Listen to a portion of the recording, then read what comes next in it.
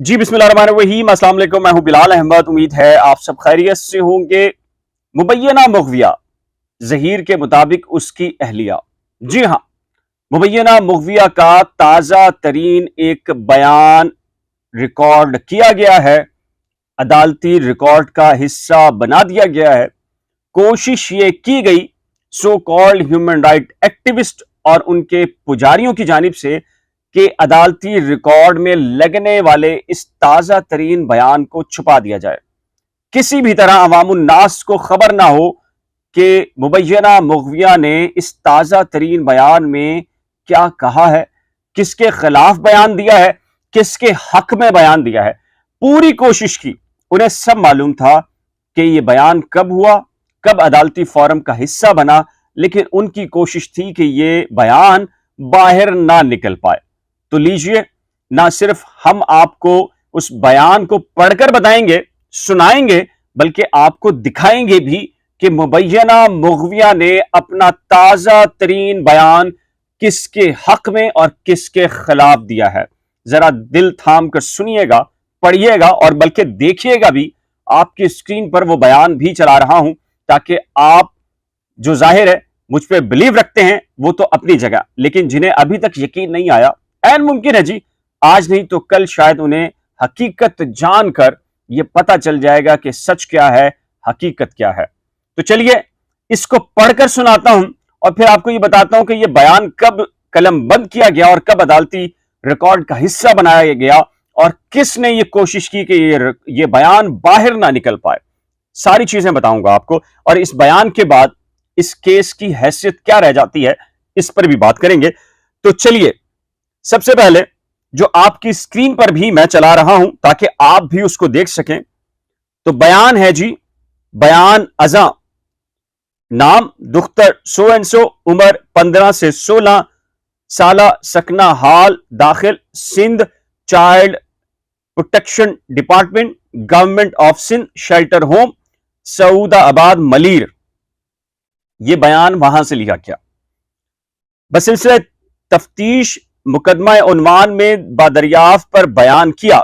जो ये लैंग्वेज है उसको मैं बता देता हूं।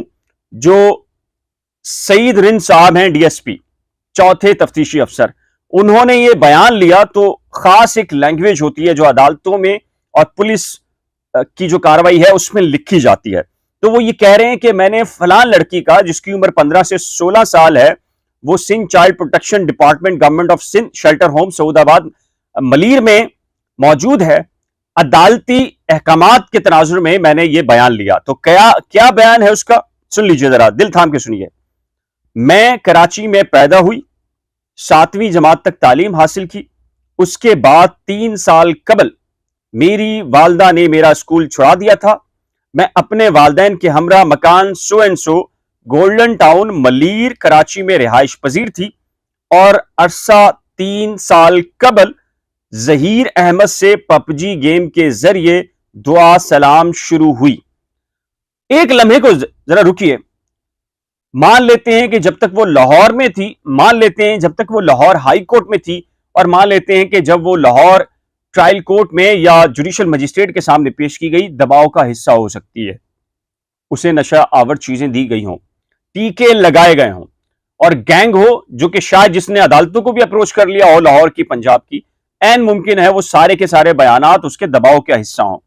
लेकिन लाहौर के शेल्टर होम से जब कराची के शेल्टर होम पहुंची है ये लड़की मुबैयना मुग़विया, और ज़हीर के दावे के मुताबिक उसकी अहलिया, तो उसने कई रोज गुजर जाने के बावजूद कराची के शेल्टर होम के बाद ये जो बयान दिया है, ये आपके सामने मैं पढ़ रहा हूं। ये जरूरी समझता हूं कि आपको बता दूं, ताजा तरीन बयान है, आपकी स्क्रीन पर भी आपको नजर आ रहा होगा। तो जी आगे क्या कहती हैं जी, बजरिया पबजी दुआ सलाम शुरू हुई और फिर हम एक दूसरे को पसंद करने लगे। मेरी वालदा को जब इल्म हुआ तो उसने मुझे मना किया, लेकिन मैंने अपनी अम्मी से कहा कि मैं इससे शादी करना चाहती हूं और हम एक दूसरे को पसंद करते हैं। लेकिन मेरे वालिदैन राजी ना थे और मेरे से मेरा टैबलेट ले लिया गया जिससे मैं ज़हीर से राब्ता करती थी। फिर कुछ अरसे बाद مجھے میرے والد نے میرا ٹیبلٹ واپس دے دیا۔ میں ظہیر سے اپنے ٹیبلٹ سے گیم کلیش آف کلینز سے بات کرتی تھی، کلیش آف چینز ہے یا کلینز ہے، پر بات کیا کرتی تھی۔ اپریل میں ظہیر اپنے بھائی اور والدہ کے ساتھ کراچی میرے رشتے کے لیے آ رہے تھے اور اپنے کسی رشتے دار کے پاس ٹھہرے تھے۔ میری والدہ نے مجھے منع کر دیا، جس پر میں نے ظہیر کو بتایا کہ میری امی نہیں مان رہی، لہٰذا آپ لوگ نہ آئے۔ اس وجہ سے یہ میرے گھر نہیں آئے اور واپس چلے گئے۔ میرے والدین نے میرے اوپر سختی شروع کر دی اور میری شادی زین العابدین سے کرانا چاہتے تھے، لیکن میں راضی نہ تھی۔ میرے والدین نے زین العابدین کو کراچی اپنے گھر میں رکنے کے لیے بلایا اور وہ کراچی ہمارے گھر میں آ کر رہنے لگا، جو اکثر مجھے چھیڑتا تھا۔ یہ لفظ ہے جی، لیکن میں اس کو اچھا نہیں سمجھتی تھی۔ میرے والدین میرے ساتھ سختی کیا کرتے تھے اور کبھی کبھار مار پیٹ بھی کرتے تھے۔ پھر مورخہ 16/4/2022 کو دن قریب 10:30-11 بجے مجھے میرے والدین نے گھر کا کچرا پھینکنے کے لیے بھیجا، تو میں گھر سے اپنا ٹیبلٹ گھر سے چھپا کر اپنے ساتھ لے کر نکلی اور وہاں سے رکشے میں بیٹھ کر بسوں کے اڈے تک پہنچی اور وہاں سے کرائے کی کار میں سوار ہو کر پنجاب یونیورسٹی لاہور پہنچی، اور وہاں پہنچ کر میں نے ظہیر سے رابطہ کیا۔ ظہیر آیا، اس نے کار والے کو کرایہ ادا کیا اور پھر میں نے ظہیر کو کہا کہ میں گھر سے بھاگ کر آئی ہوں اور آپ سے شادی کرنا چاہتی ہوں، جس کے بعد ظہیر مجھے ایک وکیل کے گھر دفتر لے گیا۔ وکیل کا نام رائے خرم تھا۔ وہاں مجھے وکیل نے دفتر میں بٹھایا اور وکیل کے دفتر میں ہمارا نکاح ہوا۔ میں اپنی مرضی اور رضامندی سے گھر کراچی سے اپنے والدین کو بغیر بتلائے صوبہ پنجاب لاہور جا کر پسند اور مرضی سے ظہیر احمد سے نکاح کیا۔ جی ہاں، مجھے کسی نے اغوا نہیں کیا۔ میری تاریخ پیدائش 2006 کی ہے۔ میرے والدین نے میری پیدائش 2008 کی لکھوائی ہے۔ میرے والد نے میرے اغوا کا مقدمہ تھانہ الفلاح کراچی میں درج کرایا اور پولیس ہمیں تلاش کرنے لگی۔ مجھے ٹی وی کے ذریعے معلوم ہوا تو ظہیر نے اپنے وکیل کو بتایا، جو کہ رائے خرم صاحب تھے، اور رائے خرم صاحب نے کہا کہ آپ پولیس کے ہاتھ نہیں آنا، آپ چھپ جاؤ، اور ہمیں سندھ پولیس کا بول کر ڈرایا۔ اور سنیے آگے، ذرا دل تھام کر سنیے، بہت ہی امپورٹنٹ قسم کی معلومات، جس کی وجہ سے میں اور ظہیر پولیس کے خوف سے چھپتے رہے۔ آخر کار پنجاب پولیس اور کراچی پولیس نے چشتیاں بہاول نگر صوبہ پنجاب سے مجھے برآمد کیا اور کراچی لا کر مجھے عدالت میں سندھ ہائی کورٹ میں پیش کیا۔ میں نے وہاں پیش ہو کر جب عدالت نے مجھ سے پوچھا تو میں نے کہا کہ میں نے اپنی مرضی سے شادی کی اور گھر سے گئی تھی، اپنی مرضی سے ظہیر سے شادی کی اور مجھے کسی نے اغوا نہیں کیا۔ میرے والد نے عدالت میں بتایا کہ میری عمر کم ہے، میں مرضی سے شادی نہیں کر سکتی، جس کے بعد عدالت نے میڈیکل کروایا اور وہاں میری عمر 16 سے 17 سال آئی۔ عدالت نے مجھے میرے شوہر کے ساتھ جانے کی اجازت دی۔ میں اپنے شوہر کے ساتھ پنجاب چلی گئی اور ہم ہنسی خوشی زندگی گزار رہے تھے۔ میرے والد نے دوبارہ سپریم کورٹ سے رجوع کیا، وہاں درخواست دی، پھر سندھ پولیس مجھے اور میرے شوہر ظہیر کو لینے پنجاب آئی اور ظہیر احمد نے کہا کہ کراچی جا کر میں اپنی ضمانت کرانا چاہتا ہوں، اور میرے وکیل نے داتا دربار تھانے کے علاقے مجسٹریٹ میں مجھے پیش کیا اور وہاں لاہور دارالامان میں داخل ہو گئی۔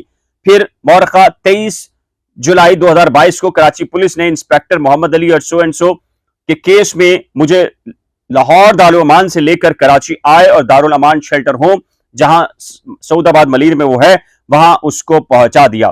میں اپنی مرضی اور رضامندی سے ظہیر احمد ولد منیر احمد سے پنجاب کے اندر جو نکاح ہوا، اور نکاح کے بعد پنجاب لاہور ہائی کورٹ اور علاقہ مجسٹریٹ کے پاس بھی جو اس کے بیانات ہیں میں اس پر قائم ہوں، اور اس کے بعد جو ڈی ایس پی ہیں سعید احمد رند، انہوں نے اپنے سائن کیے اور اس کو عدالت میں جمع کرا دیا. میری اطلاع کے مطابق یہ document so called human right activist اور ان کے سارے پجاریوں کے پاس ہے, لیکن وہ یہ دینے کے لیے تیار نہیں, کیونکہ کسی بھی طریقے سے لوگوں کو سچ پتہ نہ چل جائے, حقیقت سامنے نہ آ جائے, انہیں یہ پتہ نہ چل جائے کہ وہ ڈرامہ, جو جھوٹ, وہ نہ صرف ظہیر کے خلاف بلکہ ظہیر کی آڑ میں ریاست اور حکومت پاکستان کو بدنام کرنے اور شاید یہ امیج کریٹ کرنے میں مصروف عمل تھے دن رات کہ پاکستان شاید ایک ایسا ملک ہے جہاں ہر دوسری بچی یا پہلی بچی کے ساتھ اسی طریقے سے ریپ ہوتا ہے, اس کو اغوا کر لیا جاتا ہے, اسے جسمانی دھندے کے لیے فروخت کیا جاتا ہے.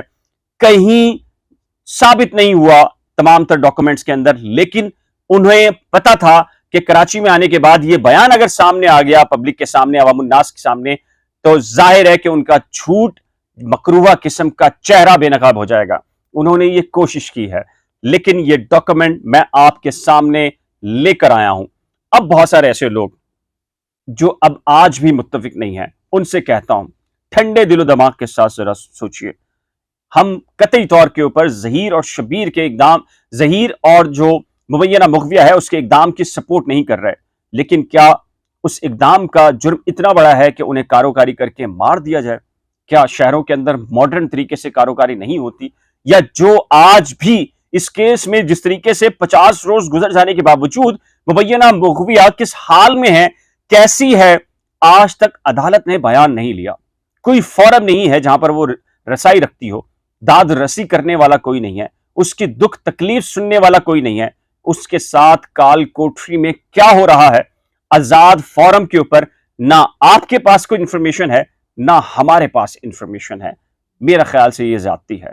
اگر آپ مخالف کیمپ کے ہیں تو ذرا سوچئے کہ کیا اتنی بڑی سزا ہونی چاہیے؟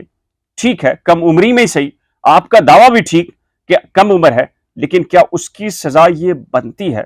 ذرا دل پر ہاتھ رکھ کر ذرا سوچئے گا, اور نیچے دیے گئے کمنٹ سیکشن میں اپنی قیمتی رائے کا اظہار کرنا مت بھولیے گا. ایک نئے ولاگ کے ساتھ جلد ملیں گے, لیکن اس سے پہلے ریکویسٹ ہے کہ آپ نے کرنٹ افیئرز ود بلال اور نئی کھوج NAEKHOOJ کو ابھی تک سبسکرائب نہیں کیا تو براہ کرم سبسکرائب, ویڈیو کو شیئر, لائک اور بیل آئیکن کو لازم پریس کیجیے گا. خدا حافظ.